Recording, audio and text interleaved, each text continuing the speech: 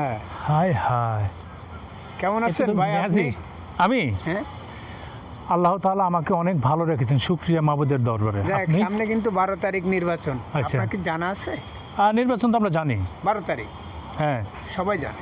হ্যাঁ, আমি আপনার কাছে আসছি, আপনি কিভাবে ভোটটা দিবেন?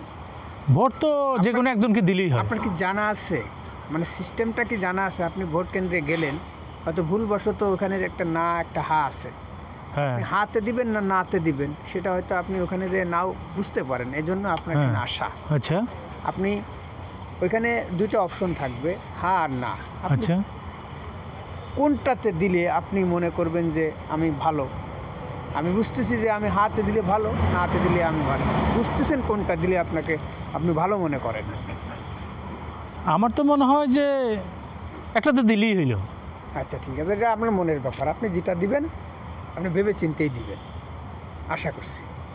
আর এখন মনে করেন বড় দুইটি দল, একটা আছে জামাত, হুম একটা বিএনপি। হুম,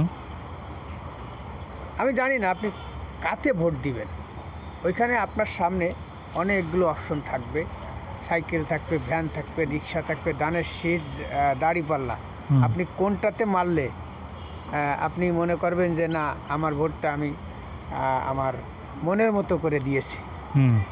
আপনি কিভাবে ভোট কেন্দ্রে যেয়ে ভোটটা মারবেন, সিলটা মারবেন কিভাবে?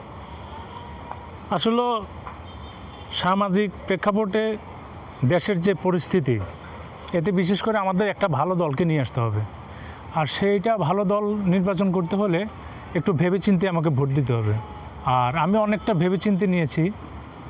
প্রথমত হইল যে মার্কা, দুটি মার্কাই বেটার, একটা ধানের শীষ একটা দাঁড়িপাল্লা। এখন আমি যদি বিচার বিশ্লেষণ করি আর যদি পরকালের চিন্তা করি, তাহলে প্রথমে আমাকে ইসলামিক দল বলে একটা দল আছে, সেটা হলো জামাত ইসলাম।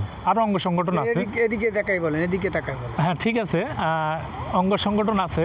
তো সবাই যখন জোট ইসলামিক দলে, 11 দলের জোট, আমি সেটার প্রতি ঝুঁকে গেছি অলরেডি। বিকজ মৃত্যুর পর আমাকে এই ভোটের ব্যাপারে প্রশ্ন করা হবে যে তুমি। ধন্যবাদ আপনাকে, অসংখ্য ধন্যবাদ। আপনি আপনার মূল্যবান সময়টুকু আমাদের সঙ্গে দিয়ে আপনার আসলে নিজের যে মনের আশা আকাঙ্ক্ষা সেটা আপনি প্রকাশ করেছেন। আসসালামু আলাইকুম। ওয়ালাইকুম আসসালাম রহমতুল্লাহ।